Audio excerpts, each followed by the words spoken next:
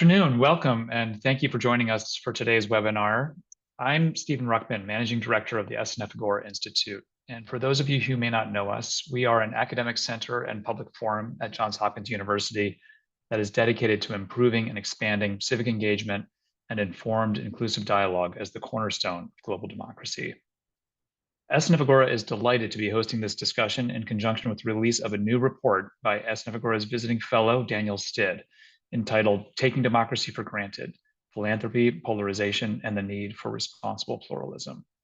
You can find Daniel's report on the publications page of our institute's website, snfagora.jhu.edu, and we'll be talking more about other ways you can get connected later in the program. Daniel will be joined today by two outstanding thinkers on questions of philanthropy around democratic causes, Kristin Goss and Yordanos Eyoel. I'd like to invite Daniel and our panelists to turn their cameras on at this time. All right, now a few words of introduction about our guests.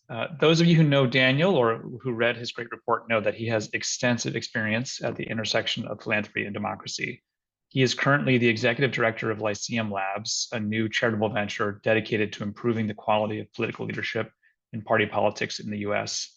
And from 2013 to 2022, he served as the founding director of the Hewlett Foundation's grant-making program to strengthen US democracy. Before that, he was a partner with the Bridgespan Group, where he advised nonprofit, foundation, and government leaders on strategy and organizational development, and worked as a management consultant with the Boston Consulting Group. He also spent time as a congressional fellow on the staff of the House Majority Leader and taught political science at Wabash College.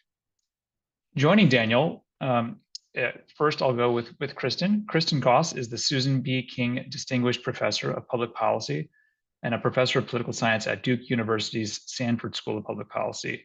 She also serves as the director of the Duke in DC Semester in Washington program. Her current work focuses on elite philanthropy and American democracy. In articles, talks, and a forthcoming book, she examines whether the most privileged Americans and mega foundations are stepping up to defend democratic norms and institutions and promote just and inclusive governance. This work embraces yet also challenges conventional critiques of big philanthropy. Kristin has also written widely on gun politics and policy and gender in politics, authoring 4 books on those subjects. Links to those books are available on our event page. Kristin, thanks so much for being here with us. Yordanos Eyoel is an Ethiopian-American democracy entrepreneur and founder and CEO of Keseb. Keseb is a nonpartisan nonprofit organization building an ecosystem for cross-country learning, collaboration, and innovation to counter authoritarianism and advance inclusive and resilient democracies. Before launching Keseb in 2022, she was a civil society fellow at the Aspen Institute, and please note, a former visiting fellow at the SNF Agora Institute here at Hopkins. It's so great to see you again, Yordanos, and it's a pleasure to get to spend time with you today. Now, before we dive in, I just want to sketch out what you can expect and share a couple of housekeeping notes. For today's discussion, Daniel will start us off with his high-level thoughts on the key themes and takeaways from his report. And then Kristin and Yordanos will each offer their comments on the report to spark discussion. After their initial conversation, which we expect to last for about 30 to 35 minutes, we'll have dedicated time for audience questions. But please feel free to submit questions at any point during the webinar. I will be collecting your questions along the way, and we'll try to get to as many as we can today. And just one final note, the chat function is turned off, so make sure you submit your questions using the Q&A button at the bottom of your screen. Okay, without further ado, let me turn things over to Daniel. Well, thank you, Stephen, for hosting today, and I'm also grateful to the SNF Agora Institute for hosting me over the past academic year as a visiting fellow and really providing the opportunity and climate in which I could develop the report, which I'm looking forward to digging into today. I'm also grateful to Kristin and Yordanos for kind of serving as interlocutors, and my hope is that we can who knows, even kick up a disagreement or different points of view about the best way to proceed here. They bring a lot of expertise on this topic to bear also. What I thought I would do is basically share what strike me as the 3 key points of the report. The first has to do with the problem, and I am increasingly convinced that philanthropy is contributing to really a multifaceted tragedy of the commons in our public life. And I should note here, by philanthropy, I zero in the report on both foundation and institutional philanthropies, as well as individual and family office donors who are making larger scale, i.e. 6- and 7-figure grants to support policy advocacy and activism, importantly across a range of domains. So not limited to the democracy field, but also in the area of climate or immigration or political economy or racial justice or education. And, we think of a tragedy of the commons as being a situation in which a host of rational actors are exercising their freedoms, but in the course of doing that, really depleting a shared resource that all of them would benefit from having preferred. And I think that's occurring on at least 3 levels. The first is on the political level, and the advocates and the activists being underwritten by philanthropy are really keeping our 2 parties tethered to the poles of our politics and making it harder for them to develop messages and policies that speak much more directly to the median voter and to the clustering of most Americans kind of in between the alternatives offered by the 2 parties, both in terms of politics and policy. And so that is really driving polarization. There's also a tragedy at the level of governance for a large and diverse country like ours, cast on a continental scale. It's really challenging to achieve national policy settlements. Now, we used to be able to do this, and I think in particular, for example, of the landmark civil rights bills of the 1960s, the deregulation of select industries in the 1970s, the Social Security reform and tax reform in the 80s, welfare reform and the move to a balanced budget in the 1990s. And to be really clear, I'm not suggesting that these policy settlements were perfect or permanent, but they took really contentious issues in effect and settled them in ways that were broadly supported by the public. And I would say a system like ours is really reliant on that capacity. If it lacks it, it just tends to corrode faith in the efficacy of government. The third level of this tragedy is really in the legitimacy of philanthropy itself. I think probably the biggest thing I learned in the course of developing this report is the extent to which there is an uncanny mirror image critique of philanthropy that is being sharpened both on the ideological left and on the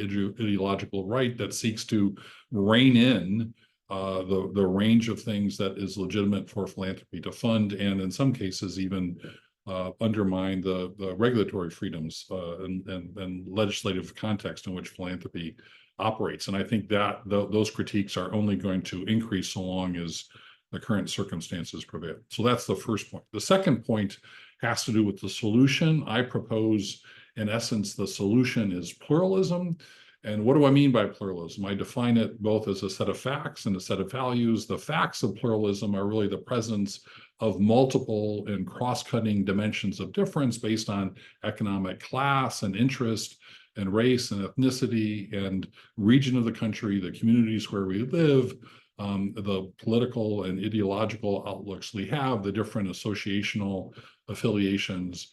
That is a really heady mixture, and to kind of peaceably coexist with each other in the face of those facts of pluralism, we need the values of pluralism. We might think of the values of pluralism as being, in effect, a set of civic virtues that enable us to live alongside of each other. And they include, things like mutual toleration, a belief in the legitimacy of opposition, forbearance, reciprocity, and then looking at politics not as a periodic apocalyptic showdown between friends and enemies, but an ongoing contest between reasonable people who disagree with each other and who, if they're playing their cards right within the nature of our regime, are negotiating and compromise to get half a loaf and come back for more later, versus trying to achieve or impose their whole loaf strategy on people who aren't ready to accept it.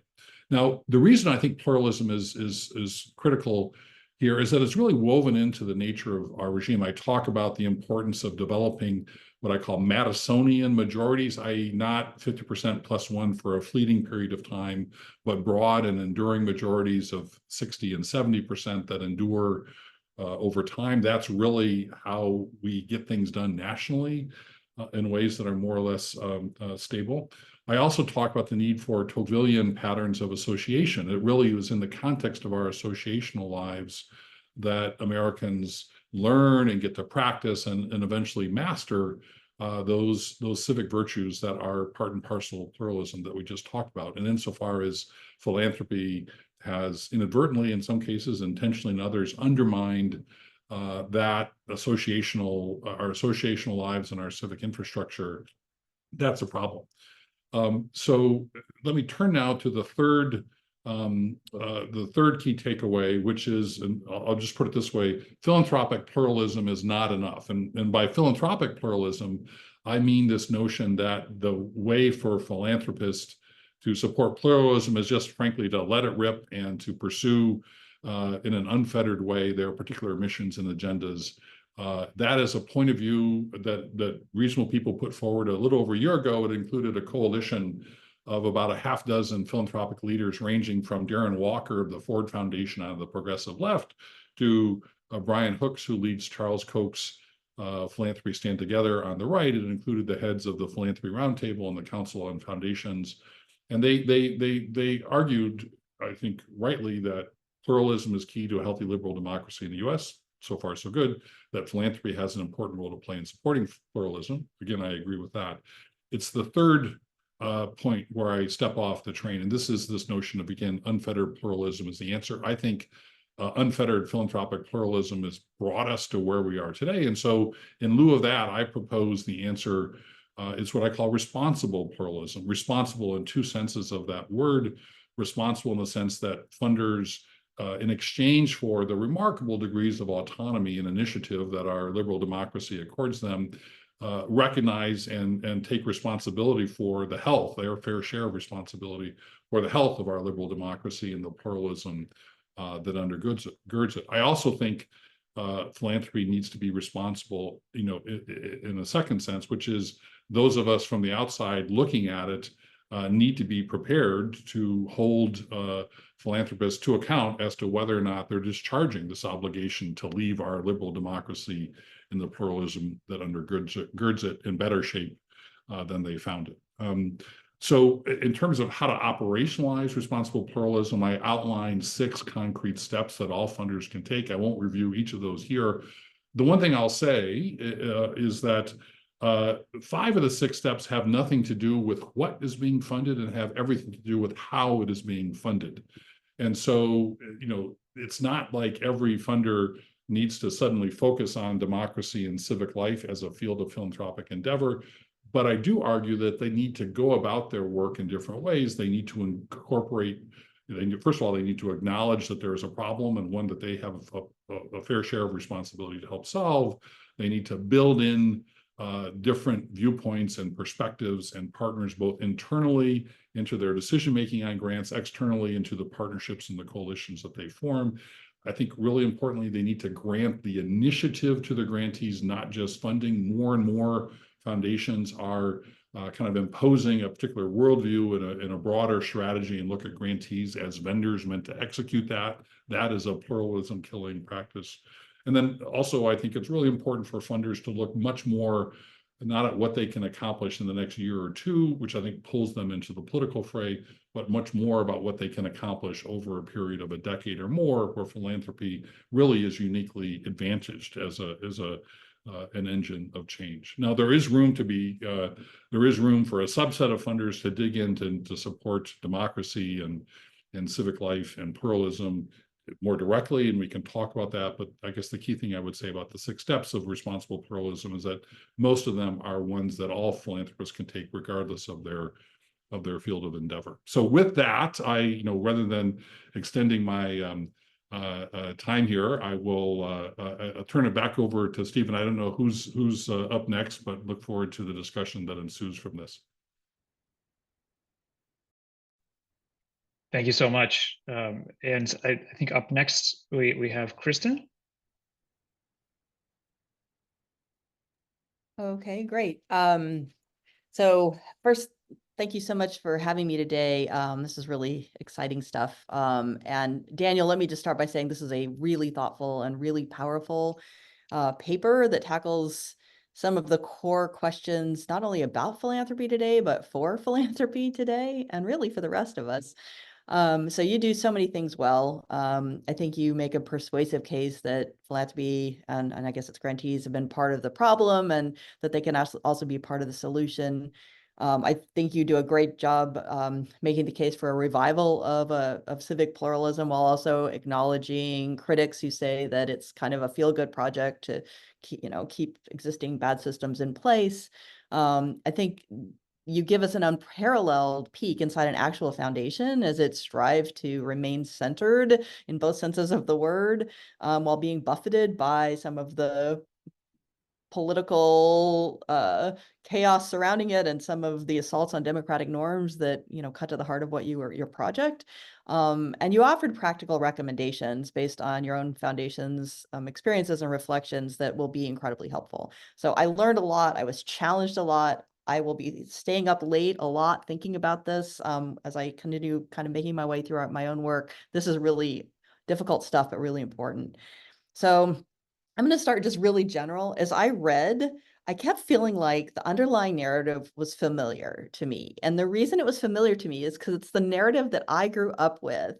And coming of age in Colorado in the 1970s and early 80s. And it's a narrative that I've clung to, even as some of my friends have thrown in the towel.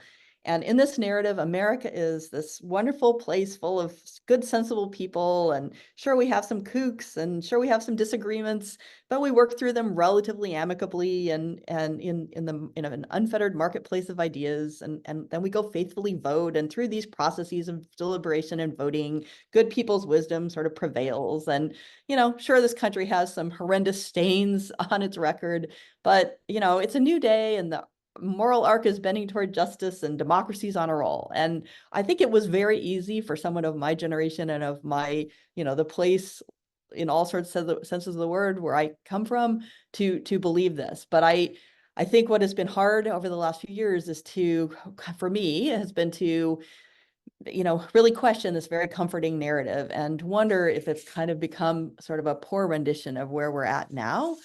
So as I read the paper, I kept thinking that the vision presented here will be more persuasive to people who think American politics today, and I'm going to use that word politics, it's just maybe a little out of whack, or maybe more than a little out of whack, but still basically in the realm of normal and basically fixable. And I think the paper will be less persuasive to people who think we're in like a 5-alarm fire and, to mix a metaphor with failing guardrails all over the place and a dangerous turn just over the horizon. So in other words, how persuasive the paper is, I think will depend on how a person reads the present moment with all of its uncertainties, right? And I read the paper with, in the paper, I see a lot of optimism from you, and it's hard-headed optimism to be sure, but it's optimism. And so my first question to you is, what if the Cassandras are right? Would your analysis change? Would your prescriptions for philanthropy change? And then I'm going to just do 3 quick other questions and then turn it over to my colleague here. So the next question is, and you do a great job about, I like the idea of responsible pluralism, but I'm wondering about dilemmas on the ground. So imagine we have a progressive funder who sees structural racism as the core failing of American democracy, the thing that has led to so many other things and continues to lead to so many other things. And that building power, which is the new phrase that I'm seeing a lot in philanthropy, in minoritized communities, is the best strategy to revive or expand our democracy. So this funder would contribute to viewpoint diversity, which I think you want in the philanthropic universe. But it would not necessarily be part of a pluralist project that's kind of centered on building different or bridging differences across divides. So would this funder be a member in good standing of the ideal philanthropic universe of pluralist funders? And then just digging one level lower, imagine the same progressive funder has 2 grant applications, has to pick one. So one is from a group that wants to build power in minoritized communities. The other is from a group that wants to sponsor cross-racial conversations that might include members of the alt-right, for example. So you could argue that each of these groups is contributing to pluralism, but in different ways. So the power building one is bringing voices into the conversation that have been historically marginalized from it. The conversations group is bringing people together across differences. The first is going to be a little more, maybe a little more partisan, a little more political, perhaps. The latter may be a little bit more transpartisan. So in your ideal philanthropic universe, all else being equal, they're both good groups, well managed. Should the funder pick the conversations group, or should the funder be agnostic across the two? Okay, and then next question, returning to where I started. Can a philanthropy dedicated to responsible pluralism effectively build a healthy civic culture when politics world is shoving everyone into 2 party boxes and the party system is asymmetrical? So I feel like the spirit of the paper is that philanthropy needs to disengage from politics and support a civil society that's rooted in mutual respect and tolerance and all those good things. And I think this would make sense in a political system where we have 2 parties who are both devoted to these virtues, even as they might disagree about tax rates and abortion and guns and stuff. But I don't feel like we're in that party system. I feel like we've got a big tent party that has to include everyone from the progressive left to the center right, a slice at least of the center right, and everyone in between. And then we've got this other party that's become, I think, what scholars call an insurgent outlier. It's like an insurgent movement that's kind of captured a center right party and reluctantly maybe bringing along a lot of those voters. So I keep coming back to the question of whether operating outside of politics through sort of a apolitical, and I'll put that in quotes, so civil society can fix that politics problem, or even be effective. So I would love to see a theory of change. Like, who is the target for this? Is it these outliers, or is it the middle exhausted, 67% or whatever? And then finally, the short-term, long-term difference that you talked about, that philanthropy is too short-term, too, election cycle oriented. I heard that from a lot of people, and I think their argument is, look, we've got to keep the beating heart of the heart of the republic beating in the short term in order to begin to address the underlying disease in the long term. And you acknowledge that argument hugely to your credit, but you don't seem to think much of it. And so I think you make the case like, look, we've done the CPR for all these years, the body's not springing back to life. I'm not sure that's true. And it's because I don't think the longer term initiatives, including those that you mentioned, have really had time to bear fruit yet. So I'll leave it at there. I hope these are thoughtful, in the full spirit of complete admiration for you and this paper and how challenging it is. It really made me think. So thanks a lot. Thank you so much, Kristin. That's really interesting thoughts and questions. I'm sure we'll get to those later. Let me turn it over to Yordanos. Thank you so much. First, thank you, Danielle, Stephen, and the entire SNF Agora team for organizing this event. And Kristin, I really enjoyed your remarks and so excited to be here to learn from you, Danielle, and the questions we'll dive into later. So first of all, Danielle, thank you so much for putting in the time and the effort into this. It's not an easy undertaking. It's an important report that addresses fundamental questions about the role of philanthropy, particularly in this moment in our democracy. And as Kristin mentioned, I also appreciated that the report documented your key insights from your journey at the Hewlett Foundation, where you played a monumental role in not only establishing what is now the U.S. Democracy Program, but also in shaping, I think, the broader democracy philanthropic field. The report raises a lot of important points, some of which you summarized at the top of the call. I'll start with what deeply resonated with me. First, your definition of pluralism. You shared, you just spoke to this. You said that you presented both as a fact and a value. I interpreted when I read the report, and what I found compelling was that you define pluralism as both a noun and a verb. And I actually looked at the definition of pluralism in the dictionary, and Britannica says, it's a noun, a situation in which people of different social classes, religions, races, etc., are together in a society, but continue to have their different traditions and interests. What you argue is the path through which we achieve pluralism. And as you say, this doesn't necessarily mean being neutral or not taking a position. In fact, you write, there's nothing about pluralism that prevents us from taking moral stances, but we are obliged to recognize that others in the political community will assume different stances. Ours would not necessarily trump theirs. So for me, pluralism is both a noun and a verb. But as a verb, it's very, very difficult to put into action. Because it's not an innate skill that we're born with. It's something that has to be cultivated, but it is an essential in order to be able to function in a diverse liberal democracy like ours.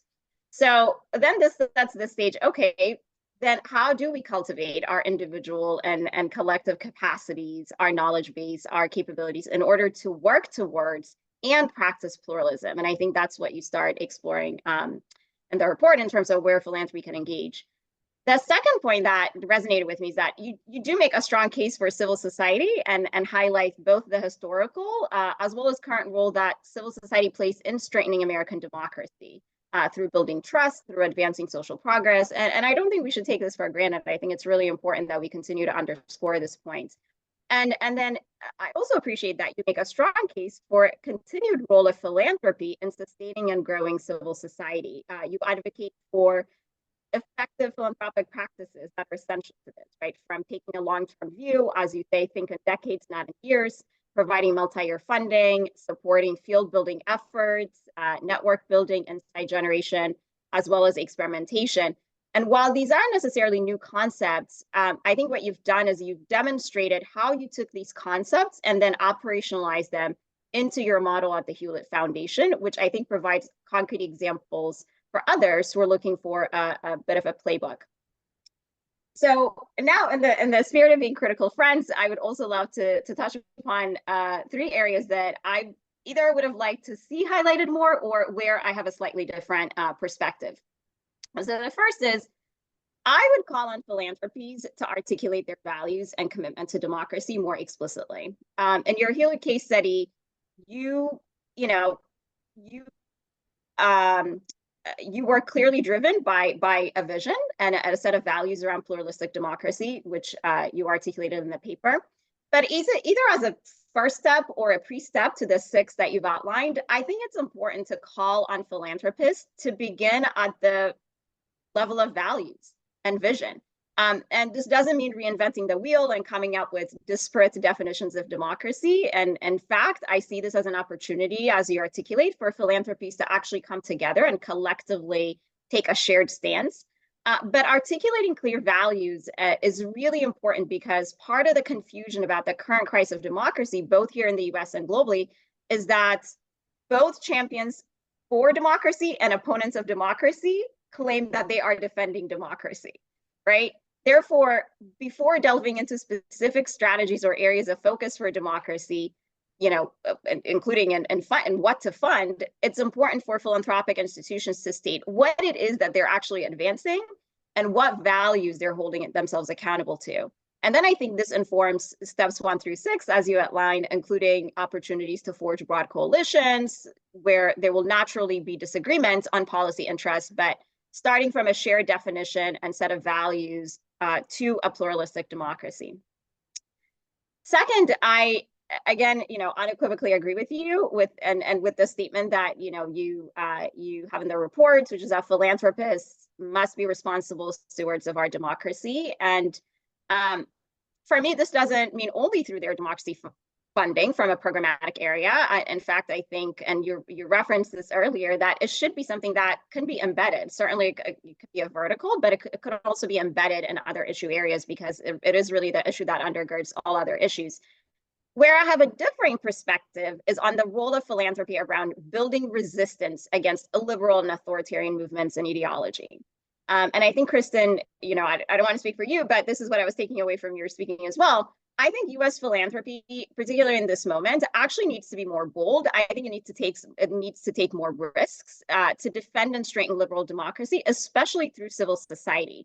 The work that I do on my organization, Keseb, we sit at the intersection of U.S. and global democracy, and we recently did a scan to understand global trends around closing civic spaces, and what strategies have actually, should be employed by philanthropists, and what strategies should be avoided, or lessons we can learn from. And one of the key lessons we learned from countries that have had their civil society decimated is for philanthropy to take a more concerted and urgent action to protect democracy, as well as engage offensively to defeat illiberal actors, movements, laws, and policies. So at this moment in American democracy, I think philanthropy has a critical and even more prominent role to play in being a more overt champion for liberal democracy. And then finally, I'll close with where I started, which is the definition of pluralism. As I shared, I'm compelled by your articulation, Daniel, and it is also true, and you've noted in the report, that for those of us who come from historically marginalized communities that have not seen the full promise of a pluralistic liberal democracy in America, the way that the term gets used at times could seem dismissive of historical and current injustice, including ongoing voter suppression efforts that we're witnessing. And so to create a broad support for pluralism, I think there's an opportunity for us to go from defining pluralism to building a compelling vision and narrative for a pluralistic democracy. And for those of us who are champions of a pluralistic American democracy, I think there's no better time to contribute to creating this compelling vision in a way that recognizes the ills in our society, that eliminates the zero-sum dynamics, and calls us forward to a more cohesive and inclusive reality. And I think philanthropy is a key actor in facilitating this type of visioning and imaginative work. So I'm grateful that you invested the time to produce this report, Daniel, and for inviting me to be a part of this conversation. And I look forward to the dialogue. Great. Thank you so much. Well, these are really good and hopefully challenging points that Kristin and Yordanos have raised here. Let me just take a few minutes. A lot to chew on. Kristin, let me start with your really good question. What if the Cassandras are right? Whether is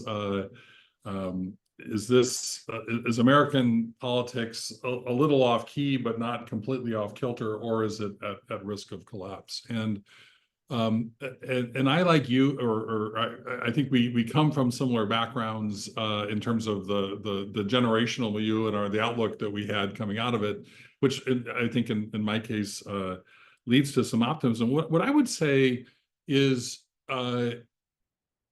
if the Cassandras are right at the level of diagnosis, the prescription is materially not working. That it is astounding to me that after everything that's transpired over the past 8 years, we're going into another general election with basically a toss-up between a party and candidate that the Cassandras rightly point out have officially and from the top down a lot of illiberal tendencies. Yet we're again in a toss-up race. So there has been hundreds of millions devoted to philanthropic strategies to confront illiberalism in the populist movement, and I think it is not really making a material difference in the support that it has. And so I think at a minimum we need to revisit the prescription.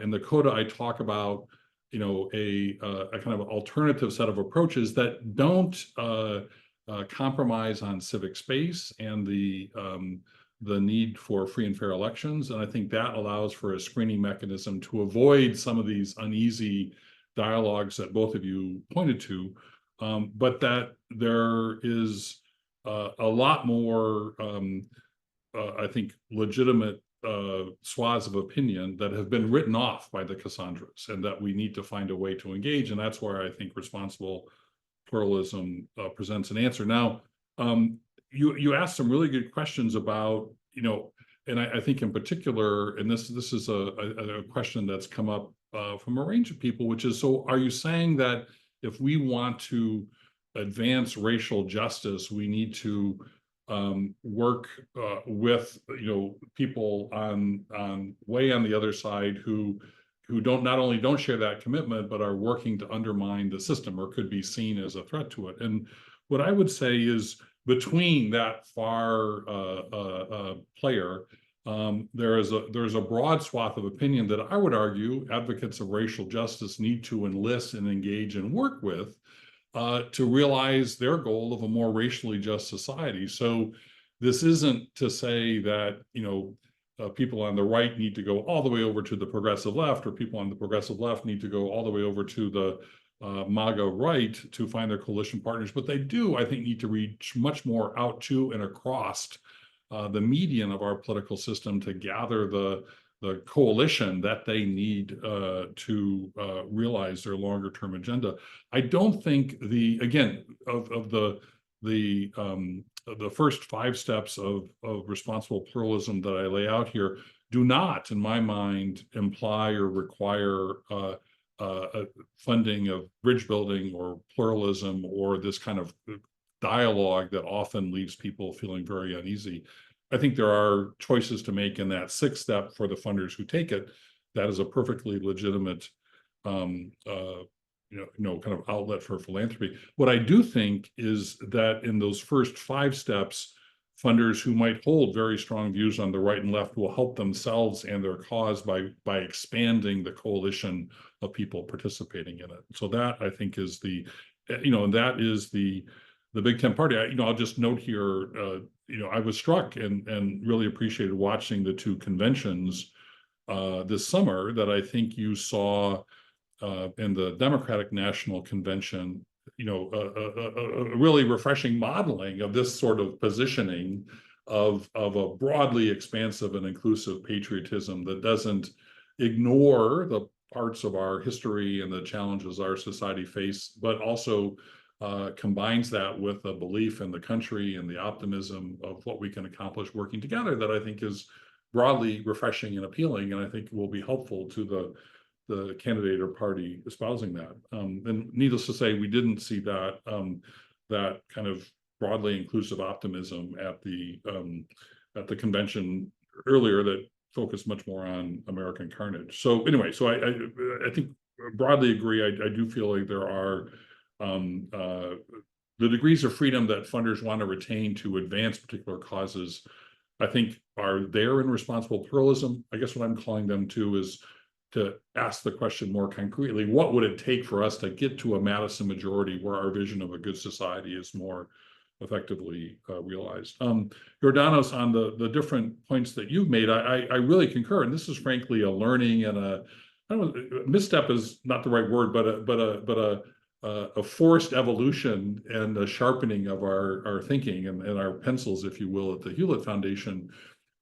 And this is your point about, you're calling on philanthropy to articulate viewpoints at the levels of values and vision about what they mean by and assume about democracy and why they're working to support it. And I think when we started at Hewlett, we had a quite intentionally prosaic goal of enabling Congress to host the patterns of deliberation, negotiation, and compromise that more Americans would support, in part because we wanted to keep a little bit a low-key approach to this and maintain the capacity to work with the most capacious coalition. And I think one thing we realized, to your point, in the wake of 2016, not only with developments here in the US, but I think also in Europe at that point in time, is, there was an underlying set of assumptions we had about the legitimacy of political opposition, the need for institutional forbearance that we were holding but hadn't articulated, because a little bit when we started, we felt like we don't need to do that. In retrospect, that was a mistake. I think had we articulated that framework from the outset, our work, we would have had less of the need to make the adjustments, and I think would have positioned ourselves as a more effective leader in the field. We got around to it, but it took us a while. And I, on your second point, I think I would concur with your second and third points of feedback. I do think there is an opportunity to support and enhance the ability of coalitions, whether they are on the left and the right, to broaden their base of support by going to the center versus keep turning towards the right and the left, depending on the which side of the political spectrum they're based on. And I think that requires kind of a more nuanced approach to funding and to coalition building. It doesn't mean that every funder and the grantees they support suddenly need to sit down and parlay and build bridges with people who are fundamentally in disagreement with them, or who are actively and intentionally working to undermine the system of democracy that we all depend on. I guess the point I would make is that even with that stipulation, there's a lot more room to build more expansive coalitions than I think philanthropy in most instances is currently supporting. The one other thing I want to just touch on here is there have been some constructive shifts, and I mentioned a few of these in the report. I think I was personally involved in the development of the New Pluralist Collaborative, I think, and the Election Trust Initiative. I really think highly of the Trust for Civic Life and how that's been developed. There are groups like PACE and the Democracy Funders Network that are, I think, recognizing these issues and heading in the right direction. So I don't want to suggest that I'm the first one to kind of come up with this set of perspectives. I think one thing I'm trying to do in this report is to say it's not enough for the funders in the New Pluralist Collaborative to support pluralism. We need more funders across a broader swath of philanthropy to do so. Anyway, those are some quick thoughts, but I really appreciate the constructive questions and criticisms, and we'll continue to try and process that as I go here.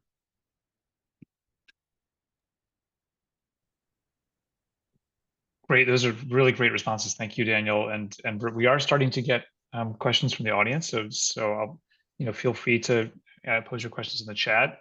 I'll offer up one. There's a question that's about what causes to fund to advance pluralism.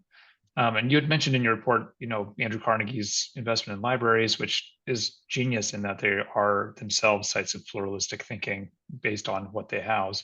But the question here is, what do you fund causes that might actually, in the short term, appear partisan, like causes to fight gerrymandering in ways that might appear to be supporting one party that's the victim of gerrymandering? Or do you support causes that sit squarely at the intersection of pluralistic values so that you can point to pluralism in what you fund? So that's a really good question. Let me offer a quick response, and I'd love to hear, Kristin and Yordanos, your thoughts on this too. I think it is, let's take the gerrymandering issue, which is in the run-up to the last go-round of redistricting, there was a concerted effort led by progressive funders to do, I came to call it effectively the let's do to them what they did to us. So let's, if the Republicans stole a march on districting in the 2020 round, they wanted to mobilize in 2020 in state elections to be able to do the same.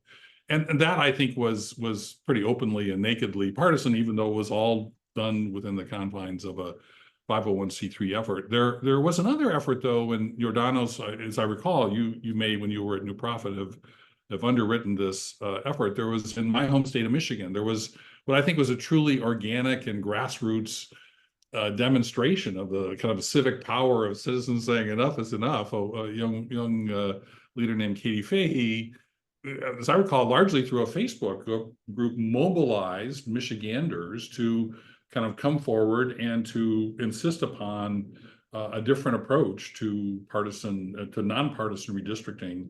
And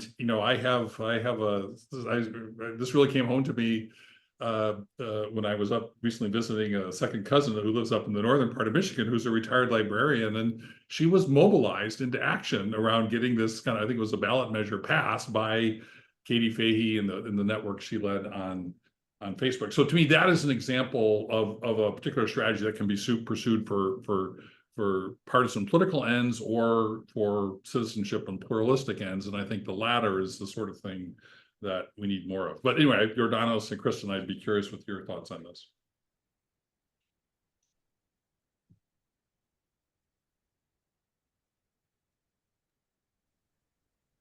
I I'm gonna withhold because I think this is not an area of expertise for me, and I'm seeing a lot of other questions in the chat. So I'm gonna respectfully let others answer. Yeah, in the interest of time, but that was an example of kind of a bottom up led effort versus a top down orchestration, and Katie Fahey certainly demonstrated what was possible in Michigan. So Daniel, we have a question about examples that you've seen of responsible pluralism leading to great philanthropic and social outcomes. And if there's one or two that you could provide right now that kind of exemplify the type of investment you're thinking of.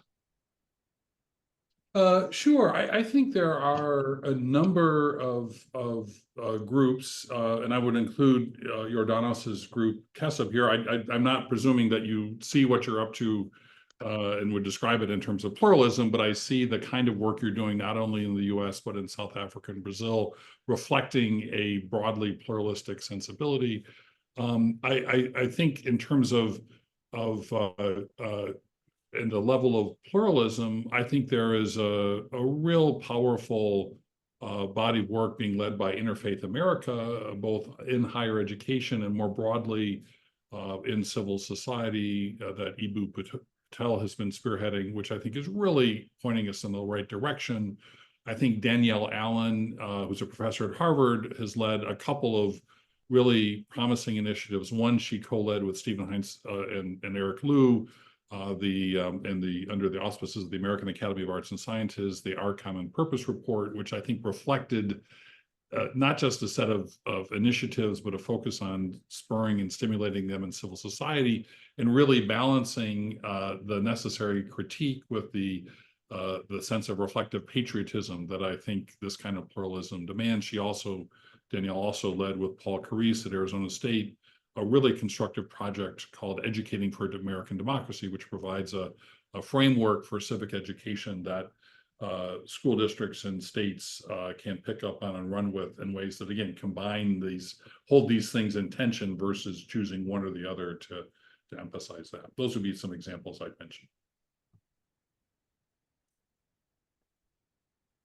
One question we have is about the 6 steps you outlined, and you make the point in your report that philanthropy should be thinking in decades, not years. And Michael asks, are there longer term periods than that? Are there generations? Or are there those types of investments that philanthropy should be considering? It's a really good question. The short answer is, I would say absolutely. And so, and I since I've done some writing on this, the decade is I would say 10 years plus, and I actually think a sweet spot for philanthropic impact is over 2 or 3 decades, and things that seem improbable or would never work in the next few years, if you say, well, we're going to stick with this for 20 or 30 years, would pay off. And I think there have been a number of recent efforts, including one I cite from my friends and former colleagues at the Bridgman group, and I know Atul Gawande has a longer term treatment on this he's contemplating, that basically presumes to bring about concerted social change at scale is something that takes decades to assemble and to bring about. And certainly the profound changes, I think the most profound changes in the last century, the civil rights movement, was of that sort. And so I just think generally philanthropy is comparatively advantaged over the longer run, and in the shorter term is coming up against huge swaths of political spending that frankly dwarf what it can bring to bear on a given set of issues. That's a question about timeline. We have another question about structure from Amy Binder, the Institute Director, which is, sometimes a philanthropist is more than just one entity. It's a collection of entities that fund different things. For example, Charles Koch's philanthropic giving, some goes to higher ed, some goes to partisan politics, some goes to other causes. Is that a coherent footprint for supporting democracy, one in which multiple philanthropic entities channel funding to different grantees and causes and therefore seed different pieces of our pluralistic society? Short answer is I would say yes, I think so. I think a little bit it is, to what extent is that kind of collaborative or network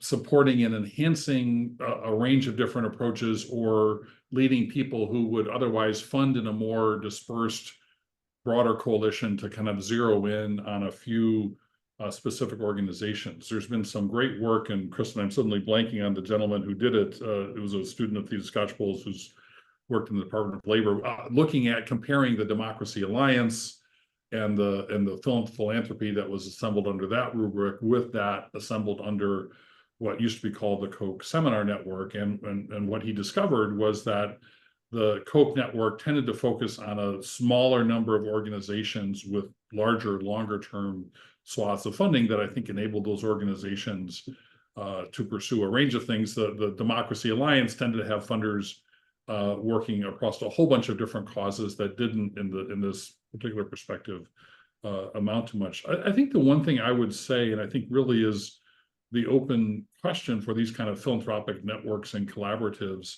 is it helping people engage in mutual learning and leading to differences in what funders are supporting, or is it leading them to converge on a shared ideology, and I think in that process potentially reduce polarization. I will say this as an observation: there's an effort underway this year called All by April, which is led by several different progressive foundations to try and make a difference and fund early this year to make a difference for groups working in the run-up to election. I think they're observing the niceties of the ban on electioneering, but they clearly many of the funders are endeavoring to see progressive results in election outcomes. And I know this because talking with funders or with organizations that do nonpartisan voter registration and engagement, and who aren't prepared to do it on a more political framing, are not accessing the funding that groups that are prepared to do that are. So all to say, I think that just because you have a group of foundations coming together to collaborate on something doesn't mean that that group is necessarily going to be more pluralistic. It might lead to actually more polarization. Yordanos or Kristin, do you have any thoughts on that question?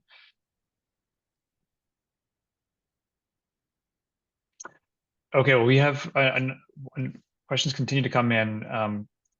Well, one of these I'll just read because it helps provide the context. David writes, Daniel, you said that philanthropy has not made a material difference in confronting in the liberal Republican Party, but there is a lot of data showing that unprecedented philanthropic support for groups engaging voters of color and young people, as well as investments in election administration and protection, did make a decisive difference in the 2020 election, which Biden won by just 42,000 votes across 3 swing states. So if those investments again make the difference this year, would you say that that money was well spent by philanthropy? And related, do you think that Trump 2.0 poses a different type and more profound threat to democracy? Well, my friend David is ending up here with the easy questions. I would say for the surge in funding, the majority of that funding that came in 2020 was focused on election administration. Most of it came from Priscilla Chan and Mark Zuckerberg.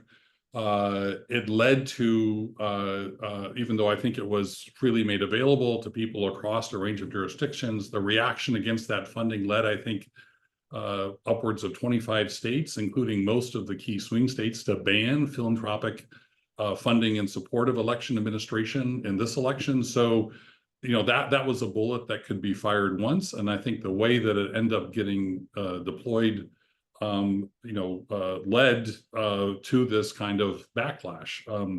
I would also say it's not obvious to me, given the shifts in the electoral alignments with more Latinos coming in to support the Republican side of things. It remains to be seen. It's not obvious to me that efforts to mobilize communities and minority groups of color to support progressive causes are necessarily having the staying power. All other things being equal, would 4 more years of a Trump administration, to David's last question, they would put a stretched democracy to the test, as it has been putting it to the test since he first came down the escalator many years ago. Here again, I just think that the approaches and strategies that progressive funders have used, it's not obvious to me that they are fundamentally changing the political calculus, and I think are increasingly coming to undermine the legitimacy of philanthropy. I'll leave it at that. Reasonable people might see things differently here. Kristin, do you have thoughts on that question of how the legitimacy of philanthropy is impacted by what causes they fund in the run-up to an election? Yeah, I mean, I think the legitimacy of philanthropy is something that people who study philanthropy talk about, and we should be. I'm not sure that just people out there really understand what philanthropy is about. That's not to say that it, that this couldn't lead to a bigger debate. We've heard some, JD Vance has weighed in, and we definitely are hearing echoes of that. And I think Daniel, you have some great counter arguments, and definitely the Chan Zuckerberg initiative, that big, was it $350 million, $400 million to election administration, definitely did lead to a backlash across a bunch of states, no question. I think I just keep coming back to maybe this, like, keep the patient alive. And then work on the disease too. Like, maybe we've got to do both. And I think a lot of the things that you are, and I think understandably critical of, and that, you are raising questions about and saying this is just exacerbating the problem, not solving it. A lot of these tend to be, in my view, efforts to keep the patient alive. And so then you think of what's the alternative? Well, if we, let the patient, if we back off of these because they're controversial and they're bucking up against partisanship, even if staying within the letter of the law, maybe harming philanthropy's legitimacy, maybe stoking backlashes and polarization. It could be doing all those things, which would be unfortunate. But if the patient dies, it's just, it's just hard for me to see how we come back from that with, longer term, all the good long-term stuff that you've mentioned. I mean, I think this is more of a debate, and I think that the keep the patient alive people have more of a case maybe than you do. and let me just say this, and I realize we're getting up in the appointed hour here. If keeping the patient alive, I mean, the election of a particular party and candidate, and that philanthropy needs to do that, I think that really calls into question whether the regulatory regime for philanthropy at present is sustainable, because insofar as philanthropy is at the margins making the difference, that is not something that I think Americans will support over time. So the one thing I would add to what's already been said, I agree with that, Daniel. What I would say is that I think part of the problem, and I think the condition that actually is compromising philanthropy's position and work, is if our overemphasis on elections, right? The metric for success is who wins, where in reality, as we've all been discussing, and I think this is your point about keeping the patient alive, is there's a whole lot of work that needs to get done in order to sustain democracy. And because we over-focus on elections and election outcomes, that in-between work is actually what doesn't always get funded at the level that it needs to be funded. And we see this in the data too, right? The boom and bust that happens around particularly federal elections. And so I think that's also a place where we need to interrogate the role of philanthropy. It's not necessarily, kind of lowering the role of philanthropy, but how do we sustain that level of philanthropic enthusiasm and engagement in between elections as much as it exists around elections? Those are great points, and there's much more that we could get to that we weren't able to today. But thank you all so much. Daniel, just thank you for your wonderful report. For those who have not had a chance to read it, it is available on the SNF Agora website on our publications page. But more importantly, just thank you for bringing all of these important and timely questions to the fore. And to you, Yordanos and Kristin, for your insightful perspectives, really a rich discussion.